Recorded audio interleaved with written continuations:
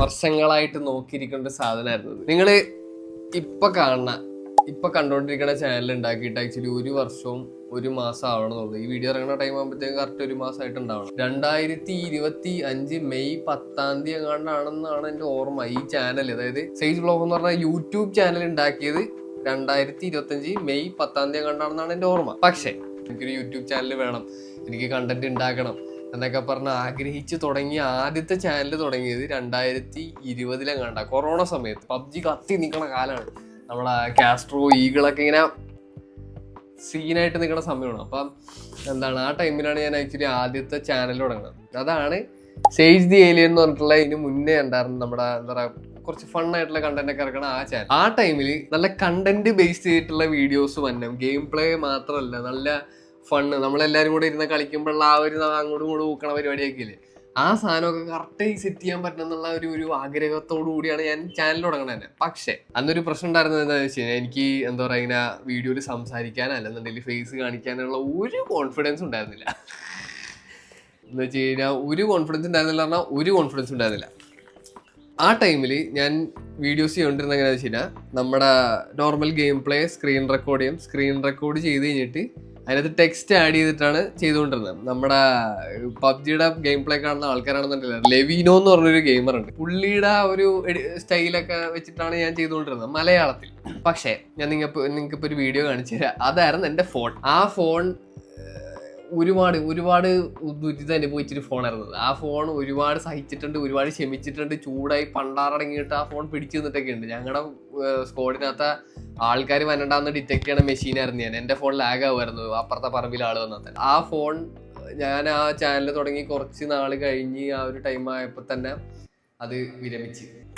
എനിക്ക് പറ്റൂല മോനെ, എന്നെ കൊണ്ട് നടക്കൂല എന്ന് പറഞ്ഞിട്ട് ആ ഫോൺ 3 കഷ്ണമായിപ്പോയി. എൻ്റെ ബാക്ക് പാനല്, ബാറ്ററി, ഫോൺ, അങ്ങനെ 3 കഷ്ണമായിപ്പോയി. അത് നശിഞ്ഞു. അത് കഴിഞ്ഞ് ആശിച്ച് മോഹിച്ച് ഞാനൊരു ഗെയിമിംഗ് ഫോൺ മേടിച്ചായിരുന്നു.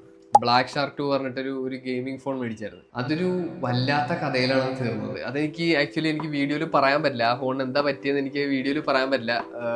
അത് ഭാവിയിൽ ഞാൻ ഷെയർ ചെയ്യുമായിരിക്കും. പക്ഷേ ആ ഫോൺ അത് പോയി, എൻ്റെ കയ്യിൽ നിന്നേ പോയി. അത് കഴിഞ്ഞൊരു ഇരിപ്പായിരുന്നു. എൻ്റെ കണ്ടന്റ് ക്രിയേഷൻ ജേണിയെ നിന്ന് പോയി. ഇനി അതായത് അത് ഭയങ്കര പുതിയതായിട്ട് ഞാൻ മറ്റേ കാറ്ററിംഗ് പണി ഇല്ലാത്ത പണികൾ മൊത്തം ചെയ്ത് ഞാൻ കാശ് ഇങ്ങനെ കൂട്ടി വെച്ച് അന്നത്തെ വില എത്ര, 20 കെയിലാണ് അന്നൊക്കെ പറഞ്ഞാൽ 20,000 രൂപ ഫോൺ എന്ന് പറഞ്ഞ സീനാണ്. ടോപ്പ് സ്പെക്ക് കിട്ടും, മനസ്സിലായി. അപ്പൊ ബ്ലാക്ക് ഷാർക്ക് 2 ഇവിടെ വേറെ ആർക്കും ഇല്ല. ഒരു മനുഷ്യന് ഞാൻ കണ്ടിട്ടില്ല ആ ഫോൺ.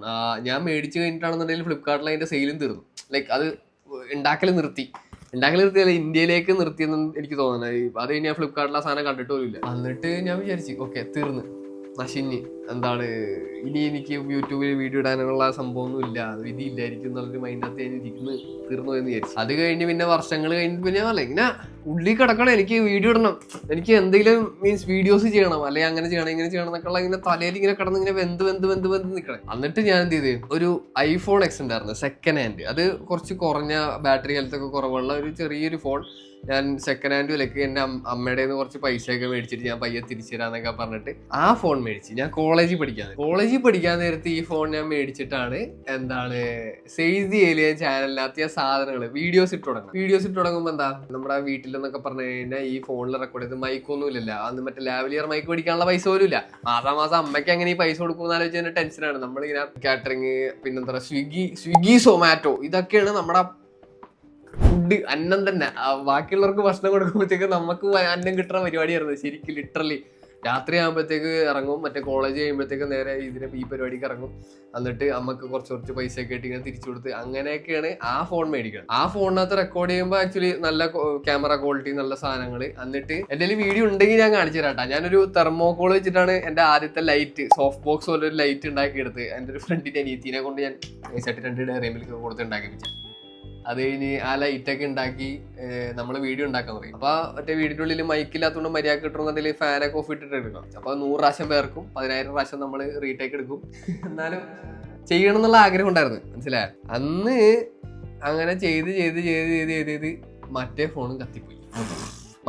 കത്തിപ്പോയെന്ന് പറഞ്ഞു കഴിഞ്ഞാൽ ആ ഫോൺ ഭയങ്കരമായിട്ട് ഹീറ്റാവും. ലോങ് വീഡിയോ എടുക്കാൻ പറ്റില്ല. ബാറ്ററി ഹെൽത്ത് കുറവായതുകൊണ്ടിട്ട് ആ ഫോണിനകത്ത് ലോങ് വീഡിയോ എടുക്കാൻ പറ്റില്ല. കുറച്ച് നേരം വെച്ച് കഴിയുമ്പോൾ തന്നെ ഈ സാധനം ചൂടായിട്ട് മറ്റേ തെർമൽ വാർണിംഗ് വന്നിട്ട് ഓഫായി പോകും. അപ്പൊ ഞാൻ എന്ത് ചെയ്ത്, ഒരു കുറഞ്ഞ പൈസക്ക് എൻ്റെ കൂട്ടുകാരൻ ഉപയോഗിച്ചുകൊണ്ടിരുന്ന ഒരു ആൻഡ്രോയിഡ് ഫോൺ ഉണ്ടായിരുന്നു. ആ ഫോൺ അവൻ കൊടുക്കാൻ പോയപ്പോഴത്തേക്ക് അത് അവൻ്റെ ചെറിയ പൈസക്ക് ഞാൻ മേടിച്ചിട്ട് എൻ്റെ മെയിൻ പരിപാടി, അതായത് ഗൂഗിൾ പേ, ഫോൺ വിളി കാര്യങ്ങളൊക്കെ ഞാൻ എന്ത് ചെയ്ത് ഈ ആൻഡ്രോയിഡിനകത്തോട്ടാക്കിയിട്ട് ഈ ഐഫോൺ ഞാൻ എൻ്റെ വീഡിയോ പരിപാടിക്കൊക്കെ വേണ്ടി മാത്രം എടുക്കാം, ഓക്കെ ഫൈനലി എന്നും പറഞ്ഞ് ഇങ്ങനെ ഇരിക്കണേന്ന്. ഈ ഐഫോൺ എൻ്റെ കയ്യിൽ നിന്ന് വണ്ടി ഓടിച്ചുകൊണ്ടിരുന്നപ്പോൾ താഴെ പോയിട്ടുണ്ട്. എൻ്റെ പൊന്നുകിളി ഒന്നും മിണ്ടാതിരിക്കും, വീഡിയോ എടുക്കാൻ നേരത്തെ എന്നെ വന്ന് കിടന്ന് കാറിക്കൊണ്ടിരിക്കും. ഞാൻ അവിടെ പറഞ്ഞത് ഈ ഫോൺ എൻ്റെ കയ്യിൽ നിന്ന് വണ്ടി ഓടിക്കുമ്പോൾ താഴെ വീണിട്ടുണ്ട്. പല പ്രാവശ്യം മറ്റോ നല്ല ഹൈറ്റിൽ നിന്നൊക്കെ പട്ടാക്കെന്ന് പറഞ്ഞ് വീണിട്ടൊന്നും ഒന്നും പറ്റാത്ത ഫോണാണ്. അളിയൻ്റെ വീട്ടിലോട്ട് പോകാൻ നിൽക്കാൻ നേരത്ത് ടേബിളിന്റെ പൊക്കത്ത് ഇങ്ങനെ കാണിച്ചു തരുമ്പോൾ ഇത് താഴെ പോകും. ടേബിളിന്റെ പൊക്കത്ത് ഇങ്ങനെ വെച്ചേക്കണായിരുന്നു. ഇങ്ങനെ തട്ടിയിട്ട് പയ്യെ ഇങ്ങനെ തട്ടിയിട്ട് ഇങ്ങനെ തെറിച്ചൊന്നുമല്ല, ഇതിങ്ങനെ താഴത്തേക്ക് വീണ്.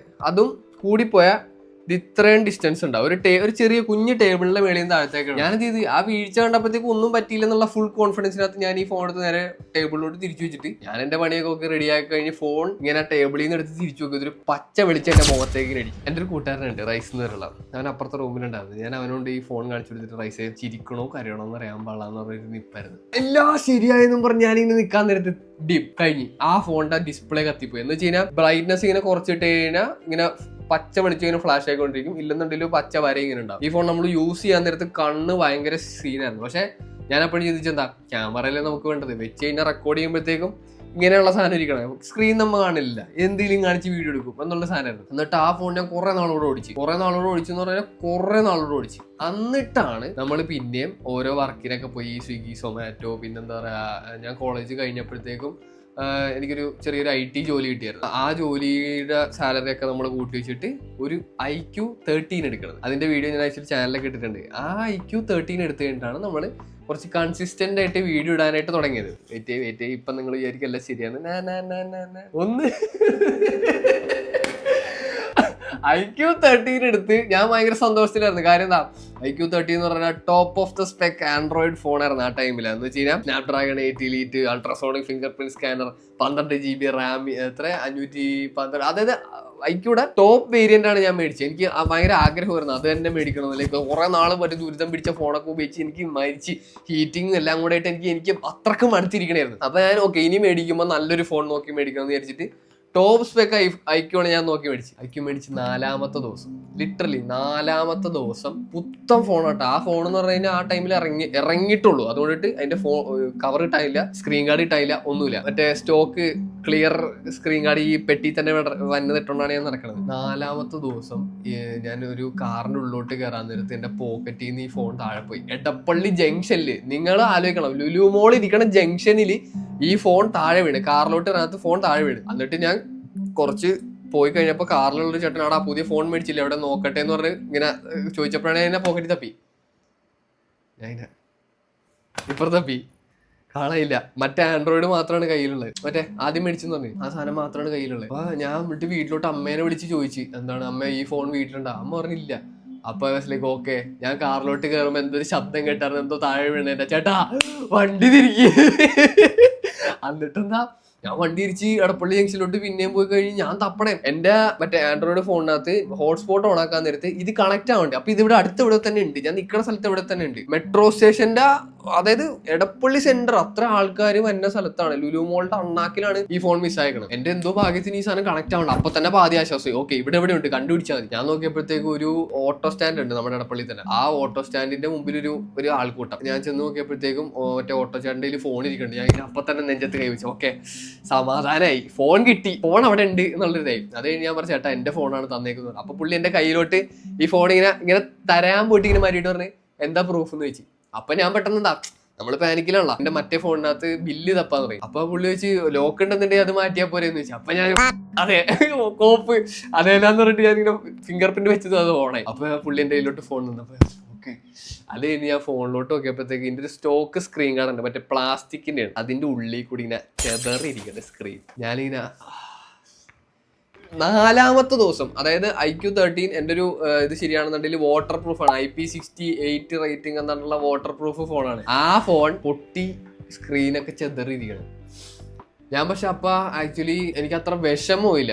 കാര്യം എന്താണെന്ന് വെച്ച് കഴിഞ്ഞാൽ ആ ഫോൺ എൻ്റെ കയ്യിൽ ഞാൻ പറഞ്ഞില്ല നേരത്തെ ബ്ലാക്ക് ഷാർക്ക് പോയി, അത് എനിക്ക് എനിക്ക് പിന്നെ കാണാനേ കിട്ടിയിട്ടില്ല ആ ഫോൺ. അതൊരു പ്രത്യേക സാഹചര്യത്തിൽ മിസ്സായി പോയൊരു ഫോണാണത്. അത് കാണാൻ നല്ല ഭംഗിയുള്ള ഒരു നല്ലൊരു അടിപൊളി ഫോണായിരുന്നു ഈ ബ്ലാക്ക് ഷാർക്ക് 2 എന്ന് പറയുന്നത്. ആ ഫോൺ മറ്റേ മേടിച്ച് നമുക്ക് ആ കൊതി തീരുക പറയില്ല, അതിന് മുന്നേ തന്നെ എൻ്റെ കയ്യിൽ നിന്ന് കളഞ്ഞു പോയതായിരുന്നു. എന്റെ തെറ്റു കൊണ്ട് കളഞ്ഞു പോയല്ല, അത് ഞാൻ പറയല്ലേ ഭാവിയിൽ എപ്പോഴേലും അത് പറയാൻ പറ്റണമെന്നുണ്ടെങ്കിൽ ഞാൻ പറയുമായിരിക്കും. അപ്പൊ ഈ ഫോൺ തിരിച്ചു കിട്ടിയപ്പോൾ തന്നെ ഐ വാസ് ലൈക്ക് ഗ്രേറ്റ്ഫുൾ. സാധനം തിരിച്ചു കിട്ടിയല്ല, നമ്മുടെ കയ്യിൽ നിന്ന് അത് പോയില്ലല്ലോ, അങ്ങനത്തെ ഒരു ആശ്വാസം ഉണ്ടായിരുന്നു എനിക്ക്. ആ ഐക്യൂലാണ് ഞാൻ ഈ അടുത്ത് വരെ ഒരു 2-3 മാസം മുന്നേ വരെ വീഡിയോ എടുത്തുകൊണ്ടിരുന്നത്. കഴിഞ്ഞ വർഷം മെയ് 10 ഒരു എന്റെ ജീവിതത്തിൽ ഞാൻ ഒരു പോയിന്റിൽ ഞാൻ വിചാരിച്ച് സേവ് ദി ഏലിയൻ എന്ന് പറഞ്ഞ ചാനല് അതൊരു അത്യാവശ്യം നല്ല ഗ്രോത്ത് ഉള്ള 20K ഫോളോവേഴ്സ് ഉള്ള ഒരു ഇൻസ്റ്റാഗ്രാം പേജ് ആയിരുന്നു. യൂട്യൂബിനകത്ത് അതിന് 3000 സബ്സ്ക്രൈബേഴ്സ് ആണുള്ളത്. ജോലിപരമായിട്ടും കരിയർ പരമായിട്ടും എൻ്റെ ജീവിതം ശരിയായി, ഇനി എൻ്റെ ഫാമിലീനൊക്കെ എനിക്ക് മര്യാദക്ക് നോക്കാൻ പറ്റും, അല്ലെന്നുണ്ടെങ്കിൽ എന്താ പറയാ എല്ലാം ശരിയാവും, നമുക്ക് ഫൈനാൻഷ്യലി ആണെന്നുണ്ടെങ്കിലും അല്ലാണ്ടാണെന്നുണ്ടെങ്കിലും ഹാപ്പി ആയിട്ട് ഇരിക്കാം, ഇനി തൊട്ടങ്ങടെ എല്ലാം റെഡിയാവും എന്ന് വിചാരിച്ചൊരു പോയിന്റ് ഉണ്ടായിരുന്നു കഴിഞ്ഞ വർഷം. ആ പോയിന്റ് ഞാൻ പറഞ്ഞേ, നമ്മള് ജീവിതത്തിന്റെ 21ാമത്തെ നിലയിൽ നിൽക്കണമെന്നുണ്ടെങ്കിൽ ആ 21ാമത്തെ നിലയിൽ ഞാൻ ബേസ്മെന്റിൽ വന്ന് മനസ്സിലാവും. ഒറ്റ ദിവസം കൊണ്ട് ഒറ്റ രാത്രി വെളുക്കണ സമയം കൊണ്ട് ഞാൻ എൻ്റെ ലൈഫിന്റെ 21st ഫ്ലോറിൽ നിന്ന് ബേസ്മെന്റിലോട്ട് വീണേ. ഗ്രൗണ്ട് ഫ്ലോറിലോട്ടല്ല, ബേസ്മെന്റിലെത്തിയ. ഞാൻ പറഞ്ഞ ഞാൻ കംപ്ലീറ്റ്ലി തീർന്ന് ഇനി എന്ത് ചെയ്യും എന്ന് വിചാരിച്ചിട്ട് എൻ്റെ അങ്കിളിന്റെ ഒരു സാൻഡ്രോ ഉണ്ട്. ആ സാൻഡ്രോയുടെ ഉള്ളിൽ എൻ്റെ ലഗേജ് കാര്യങ്ങളൊക്കെ ഇട്ട് 3 ദിവസം ഞാൻ എൻ്റെ കാറിന്റെ ഉള്ളിൽ കിടന്നുറങ്ങേണ്ടി വന്ന ഒരു സിറ്റുവേഷൻ ഉണ്ടായിട്ടുണ്ട്. അപ്പൊ എന്താണ് അത് കഴിഞ്ഞപ്പോൾ ഞാൻ വിചാരിച്ചു തീർന്ന്. ആ ടൈമിൽ എൻ്റെ ഫോൺ എനിക്ക് എൻ്റെ ഐക്യു എനിക്ക് ആക്സസ് ചെയ്യാൻ പറ്റുന്നുണ്ടായിരുന്നില്ല. ആകെയുള്ള ഞാൻ പറഞ്ഞത് നേരത്തെ കൂട്ടുകാരന് ഉപയോഗിച്ച് കഴിഞ്ഞാൽ സെക്കൻഡ് ഹാൻഡ് ആൻഡ്രോയിഡ് മൊബൈലാണ് എൻ്റെ കയ്യിലുണ്ടായത്. പിന്നെ ബാക്ക് ടു സ്ക്വയർ 1 എന്നല്ല, സീറോ അല്ല, മൈനസ് ഉണ്ടായിരുന്നതും കൂടെ പോയി എന്നുള്ളതായി. അവിടുന്നാണ് ഞാൻ ഇപ്പം നിങ്ങൾ കണ്ടുകൊണ്ടിരിക്കണം ഈ പ്ലേ ബട്ടൺ വന്ന ഈ ചാനൽ ഉണ്ടാക്കിയത്. പതിയാണ് ഭയങ്കര സ്ലോ പ്രോസസ്സിലാണ് നമ്മൾ ഓരോ കാര്യങ്ങൾ പഠിച്ചു വന്നതും ഓരോ കാര്യങ്ങൾ ഉണ്ടായതും. ഒരു 5-6 വർഷം എടുത്തിട്ടാണ് ഈ ഒരു സാധനം ഞാൻ ഭയങ്കര ആഗ്രഹിച്ച് മോഹിച്ച് ഇരുന്ന സാധനം. കാസ്ട്രോ ഗെയിമിംഗ് എന്ന് പറഞ്ഞ ചാനലിനകത്ത് കാസ്ട്രോ എനിക്ക് ഞാൻ കാസ്ട്രോയുടെ വീഡിയോ കിട്ടിയൊരു കമന്റിന് മറ്റിങ്ങനെ ഹാർട്ട് കൊടുക്കും. ക്രിയേറ്റേഴ്സ് ചാനലിലെ ഓണർക്ക് മറ്റൊരു ഹാർട്ട് കൊടുക്കാൻ പറ്റും കമന്റിന്. അത് കൊടുത്തപ്പോൾ ഞാൻ സ്ക്രീൻഷോട്ട് എടുത്തിട്ട് സ്റ്റോറിയൊക്കെ ഇട്ടിട്ടുണ്ട്. ഞാൻ അത്ര യൂട്യൂബ് ഭയങ്കര ഇതായിരുന്നു. അപ്പൊ കാസ്ട്രോ ഒക്കെ ഈ മറ്റേ സിൽവർ പ്ലേ ബട്ടനൊക്കെ അൺബോക്സ് ചെയ്യണ കാണുമ്പോഴത്തേക്ക് എനിക്ക് ഭയങ്കര ആഗ്രഹമായിരുന്നു. ഞാൻ എൻ്റെ ജീവിതത്തിൽ ആദ്യമായിട്ട് തൊടണതും കാണണതുമായിട്ടുള്ള ആദ്യത്തെ പ്ലേ ബട്ടൺ എൻ്റെ സ്വന്തം സാധനം. ഇപ്പൊ ഈ സാധനം കയ്യിരിക്കണ്ടെന്നുണ്ടെങ്കിൽ ഇതെന്തോരം പെയിനായിരുന്നു, അല്ലെങ്കിൽ എന്താ പറയാ എന്തോരം ഇതായിരുന്നെന്ന് പറയാൻ പറ്റുന്ന കുറച്ച് ആൾക്കാരുണ്ട്. അതല്ലേ ഞാൻ ഈ വീഡിയോയിൽ അവരെ കാണിച്ചറിയാൻ പറയാൻ പറ്റുന്ന കുറച്ച് ആൾക്കാരുണ്ട്. അവർ കണ്ടിട്ടുണ്ടത്, മനസ്സിലായ. അപ്പൊ അങ്ങനെ ആ ഒരു വർഷം ഞാൻ ഇതേന്നും പറഞ്ഞ് എനിക്ക് വേണ്ട സാധനം, എനിക്ക് ആഗ്രഹമുള്ള സാധനം വേണം, അതിനു വേണ്ടി പണിയെടുക്കാം എന്നും പറഞ്ഞിട്ട് കുറച്ച് പണി എടുത്തു കഴിഞ്ഞാൽ നമ്മളെ കൊണ്ട് എന്ത് തേങ്ങട മൂടും പറ്റുമെന്ന് പ്രൂവ് ചെയ്യാൻ വേണ്ടി ഉണ്ടാക്കിയ ചാനലാണ്. എന്ത് വേളയും ചെയ്യാം നമുക്ക്. പക്ഷെ അതിനുവേണ്ടി നമ്മൾ ഇറങ്ങണം, പണിയെടുക്കണം, ഓണസ്റ്റ് ആയിട്ട് നിൽക്കണം, മനസ്സിലായി. നമ്മൾ എന്താണോ ചെയ്യണത് അതിനോട് ഒരു ആത്മാർത്ഥത കാണിക്കണം. നമ്മൾ ആരെയും കട്ടും മോട്ടിച്ചും ഒന്നും ഉണ്ടാക്കണില്ല എന്നുള്ളൊരു ഉറപ്പ് നമുക്ക് തന്നെ വേണം. ആ ഒരു വാല്യൂ ഹോൾഡ് ചെയ്യാന്നുള്ള സാധനം ഇത് ഞാൻ പറഞ്ഞേ അൺബോക്സ് ചെയ്ത് കാണിച്ചത്. ഇത്രയും കഥയുണ്ട് ഇതിന്റെ പുറകില്. അത് വെറുതെ എന്താ പറയുക ഒരു പെട്ടിയിൽ വന്നൊരു സാധനമല്ല, വെറുതെ ഏതെങ്കിലും ഒരു യൂട്യൂബ് ചാനൽ ഇതാക്കിയതല്ല. ഇതിന്റെ പുറകിൽ ഞാൻ പറയാത്ത കുറെ കഥകൾ വേറെ ഉണ്ട്. പക്ഷെ ഇത് സ്ക്രൂ ഡ്രൈവർ കൊണ്ട് പൊട്ടിക്കൊണ്ട് വേറെ തോന്നലട്ടെ, എനിക്ക് എക്സൈറ്റ്മെന്റ് താങ്ങാൻ വയ്യ. ഇത് വന്നിട്ട് എനിക്ക് തോന്നുന്നു 3-4 ദിവസം കണ്ടേ, 3-4 ദിവസം കണ്ടേ. പക്ഷെ എനിക്ക് ഇങ്ങനെ ഇരുന്ന് ഈ സമാധാനമായിട്ട് ഈ വീഡിയോ എടുക്കണം എന്നുണ്ടായിരുന്നു. ഒരു തെറുതി പിടിച്ച് ഒരു അൺബോക്സിങ് വീഡിയോ ഉണ്ടാക്കിയിട്ട് എനിക്ക് താല്പര്യമില്ലായിരുന്നു. കാര്യം ഒരു 6 വർഷം മുന്നേക്കുള്ള ഞാനിത് കാണണമെന്നില്ല, ഭയങ്കര സന്തോഷമായിരിക്കും. അത്രക്ക് പണിയെടുത്തിട്ടുണ്ട്, മനസ്സിലായി. അത്രക്ക് പണിയെടുത്തിട്ടുണ്ട്. ഇത് ചില ആൾക്കാർക്ക് മൈറ്റ് ബി ഒരു വെറും പ്ലേ ബട്ടൺ, മനസ്സിലായ. പക്ഷെ ഇതെനിക്ക് ഞാൻ പറഞ്ഞേ എനിക്ക് ഭയങ്കര ഇഷ്ടമുള്ള സാധനമാണ്. ഞാൻ ഭയങ്കര ഇഷ്ടപ്പെട്ട് ചെയ്ത പരിപാടിയുടെ ഇതാണ്, മനസ്സിലായ. അപ്പൊ നമുക്കത് കിട്ടി. നിങ്ങൾ തന്നെ ആദ്യം കേട്ടോ, നിങ്ങൾ തന്ന സാധനല്ലേ, നിങ്ങൾ തന്നെ ആദ്യം കേട്ടോ. ഞാൻ പറഞ്ഞേ അത് മറ്റേ സീല് പോലും പൊട്ടിച്ചിട്ടില്ലായിരുന്നു, വെച്ചേക്കണായിരുന്നു.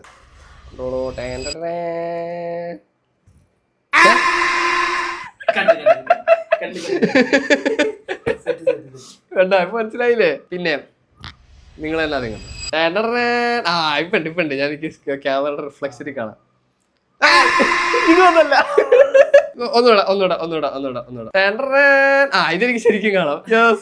ഇതാണ് എന്റെ ചാനലിലെ സിൽവർ പ്ലേ ബട്ടൺ. ഒരു മിനിറ്റ്, ഇതിന്റെ കൂടെ എന്തോ ബുക്ക് പേപ്പറൊക്കെ തന്നിട്ടുണ്ട്, ഞാൻ ഒന്ന് വായിച്ചോക്കട്ടെ. Do you remember your first subscribers? Yes, എന്റെ വേറെ ഇമെയിൽ ഐഡിയില് വേറെ ഇത് തന്നെ ഇരുന്നത്. Who's your 100, who's your 1000 subscriber എന്താണ് അങ്ങനെ പറഞ്ഞിട്ട് കുറെ കഥയൊക്കെ എഴുതിയൊരു സാധനം ഉണ്ട്. Congratulations on your subscriber milestone. ഇത് കൊള്ളാട്ടെ, നല്ല രസമുണ്ട് ഇത് പിടിക്കാനായിട്ട്. ഞാൻ വിചാരിച്ചത് പണ്ടത്തെ ഒരു പ്ലേ ബട്ടൺ ഉണ്ട്, ഒരു ഫ്രെയിമിന്റെ ഉള്ളില്. ഞാൻ ഫോട്ടോ ഇവിടെ ആഡ് ചെയ്തേക്കെ. ഒരു ഫ്രെയിമിന്റെ ഉള്ളിലൊരു യൂട്യൂബിന്റെ ലോഗോ ഇങ്ങനെ സ്റ്റീലില് ഫുള്ളും ഉണ്ടാക്കിയേക്കണ ഒരു ഇതുണ്ട്. അത് കഴിഞ്ഞ് ഈ പ്ലേ ബട്ടൺ ആയപ്പോഴത്തേക്ക് ഞാൻ കുറെ യൂട്യൂബേഴ്സിന്റെ കണ്ടിട്ടുണ്ട്. അപ്പൊ എനിക്ക് ഭയങ്കര വിഷമം വരുന്നത് എനിക്ക് ആ പ്ലേ ബട്ടൺ കിട്ടാത്തില്ല. പക്ഷെ ഇത് കൊള്ളാം, ഇത് മെറ്റലാണ് മൊത്തം. ഓക്കെ, എന്റെ പേരുള്ള എന്റെ സ്വന്തം പ്ലേ ബട്ടൺ. ഇത് എനിക്ക് തന്നെ ഞാൻ വാക്ക് കൊടുത്ത സാധനം. ഇത് ഏതെങ്കിലും കാലത്ത് ഞാൻ ഉണ്ടാക്കും എന്നുള്ളത് ഞാൻ പറഞ്ഞേ. ഇപ്പൊ ഉള്ള സംഭവങ്ങളൊന്നും നമ്മളിങ്ങനെ പ്രതീക്ഷിച്ച കാര്യങ്ങളല്ല, പക്ഷെ എന്തൊക്കെയൊക്കെ നടക്കുന്നുണ്ട്. പക്ഷെ സന്തോഷമുണ്ട്, ഗ്രേറ്റ്ഫുൾ. എന്താ പറയാ, ഗ്രേറ്റ്ഫുൾ. മറ്റേ സാധനം ഇവിടെ അടിയട്ടെ, നീല കണ്ണ്. എന്നെ പോലെ ഇതേപോലെ ഭ്രാന്തുള്ള കുറച്ച് ആൾക്കാരെ എനിക്കറിയാം. അവർക്കും ഇതേപോലെ വരാമെന്ന് എനിക്ക് സെറ്റ് ആക്കാനുണ്ട്. അപ്പൊ അതിനെന്നെ കൊണ്ട് എന്തൊക്കെ പറ്റുമോ അതൊക്കെ ഞാൻ ചെയ്യും. അതൊക്കെ ഞങ്ങൾ അങ്ങോട്ടും ഇങ്ങോട്ടും പറഞ്ഞിട്ടുള്ള കാര്യങ്ങളാണ്. ഞങ്ങൾ ആരും ചെയ്യാൻ പറ്റാത്തത് പറയാറില്ല, പറഞ്ഞാൽ ചെയ്യും. അങ്ങനത്തെ ആൾക്കാരെ താങ്ക് യു സോ മച്ച്. നിങ്ങളോടാണ്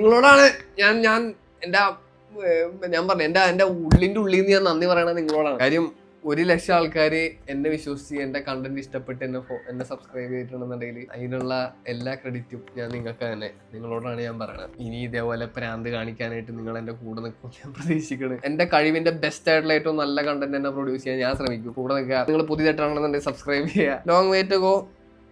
എല്ലാം ശരിയാണ്.